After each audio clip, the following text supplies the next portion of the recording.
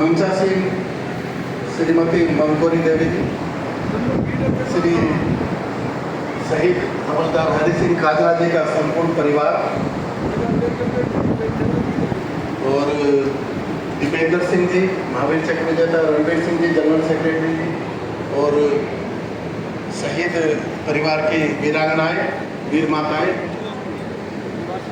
माताएं, बहनों और बच्चों, ये आज बड़ी खुशी का मौका है कि तीसरी बार शेखावटी रीजन में सीकर जिले में आने का मौका मिला।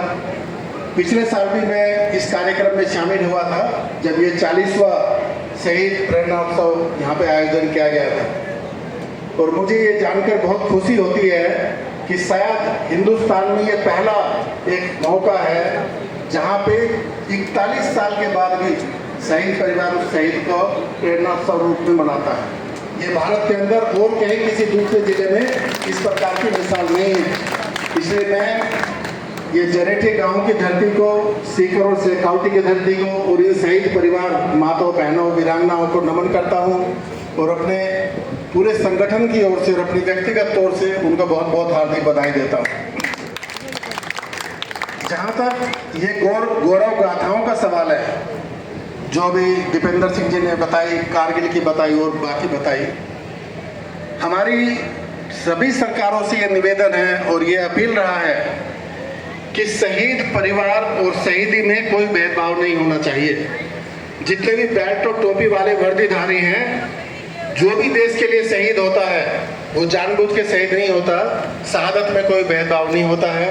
हमने मांग की है कि एक राष्ट्रीय शहीद पॉलिसी होनी चाहिए, राष्ट्रीय शहीद नीति होनी चाहिए, और ये बात हमने राष्ट्रपति से लेकर और सारे गवर्नर, सारे मुख्यमंत्री और सभी जगह इसको पहुंचाया है। अभी हाल में 3 दिन पहले ही मिनिस्ट्री ऑफ होम में गृह सचिव को बताया है, डीजी सीआरपीएफ को बताया है, डीजी बीएसएफ को बताया है, डीजी सीआईएसएफ को बताया है, और सब लोग इसमें अपनी सहमति दे रहे हैं और इस तरह का प्रपोजल चल रहा है। तो शहादत एक ऐसी चीज है जो सबसे बड़ा देश के प्रति बलिदान है, और वो किसी भी बल का हो, सीआरपी का हो, बीएसएफ का हो, आईटीबीपी का हो, एसएसबी का हो, आसाम राइफल का हो या सेना का हो। जब वो शहीद होता है इसमें समयबद्ध सीमा के अंदर, ऐसा ना हो कि वीरांगनाओं को चक्कर काटने पड़े छोटी छोटी चीजों के लिए, पेंशन के लिए। कोई एहसान नहीं है, ये देश का और समाज का उन परिवारों के प्रति कर्तव्य है जो हमें उसको अच्छी प्रकार से बखूबी निभाना चाहिए। हमारे आपने नाम सुना होगा, यहीं के रहने वाले राजस्थान के चेतन चीता, बहुत ही जाबाज चेतन चीता, जिनको 25 गोली लगी थी, 9 गोलियां अभी भी उनके सीने में है, एक आंख उनकी खत्म है, 2 साल से कोमा में थे। सारे देश ने उनके लिए दुआ की, आज वो जिंदा है और दिल्ली में पहुंचे हैं। चेतन चीता, कमांडेंट चेतन चीता। इसी साल अभी 22 मई को अशोका होटल में राष्ट्रपति ने हमारे फोर्स के 7 लोगों को शौर्य पदक से सम्मानित किया। अशोका होटल में 7 लोगों को शौर्य पदक जीते थी, उसमें 2 को मरणोपरांत वो किया है। ये जो चेतन चीता है उनको कीर्ति चक्र मिला है, और मुझे बताते हुए बहुत फक्र है कि पिछले युद्ध में 2013 में रिटायर हुआ और मैंने उस टाइम रिकॉर्ड कायम किया था। 100 से ज्यादा मेडल दिलवाए थे गैलेंट्री के अपनी सारी फोर्सेज को, वो अभी तक का रिकॉर्ड था।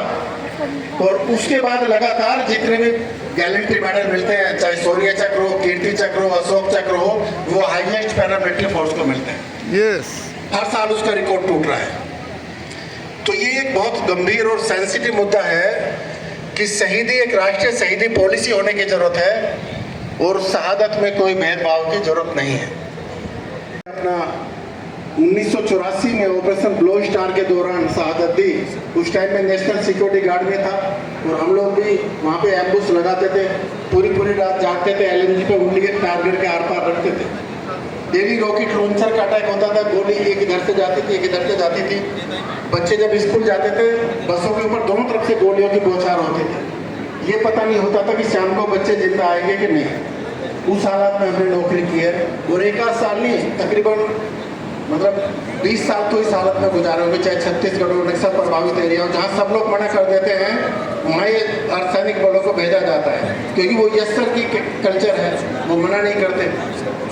तो ये जो आप लोग ड्यूटी कर रहे हैं, जो चाहे जितने भी वर्दीधारी लोग हैं, मैं तो कहता हूँ होमगार्ड, सिविल पुलिस, सब लोग हमारे भाई बहन हैं और सभी लोग देश के लिए अपना अपना काम कर रहे हैं। उनके हाथ में थोड़ा ही है। अगर बस चले तो आप लोग भी जाके वहाँ पे मार के आए 2-4 उग्रवादियों को या 2-4 दुश्मनों को। तो जितने भी ये नागरिक हैं जिनके मन में देश के प्रति सम्मान है, वो सब हमारे लिए योद्धा है। ये तो मौके की बात है, हमें मौका मिला है, उनको मौका मिला है, तो वो हो गया। तो सभी लोग बहादुर हैं और सभी लोग अपने तरीके से योगदान देश की सुरक्षा में और देश की प्रगति में दे रहे हैं। तो मेरे लिए ये व्यक्तिगत रूप से एक सौभाग्य है कि जो इस प्रकार से बार बार इस कार्यक्रम में आने का मौका मिलता है। वास्तव में हम यहाँ से बहुत कुछ सीख के जाते हैं, बहुत प्रेरणा लेके जाते हैं। अभिनंदन करता हूँ, इस वक्त धन्यवाद देता हूँ कि आप लोगों ने इतने सुंदर तरीके से लीडर जी ने जो एक प्रोफेसर है बहुत अच्छी प्रकार से इसका संचालन किया। सुल्तान सिंह हुड्डा जी का हमने पिछले साल से किया है, कितना कमांड है, कितना अच्छा गीत के माध्यम से, कविता के माध्यम से, वो कितने सुंदर तरीके से वो इस मंच का संचालन करते हैं। यही यादगार है जिंदगी में, जो हमारी एक पूंजी की तरह से हमारे साथ रहती है। तो आपने जो ये स्नेह दिया, हमें समय दिया, दिल्ली से हमें हर बार बुलाते हैं, उसके लिए बहुत बहुत दिल से आभार। ईश्वर करे आप सह परिवार खुशी रहें, आपके बच्चे खुश रहें, खूब फले फूले,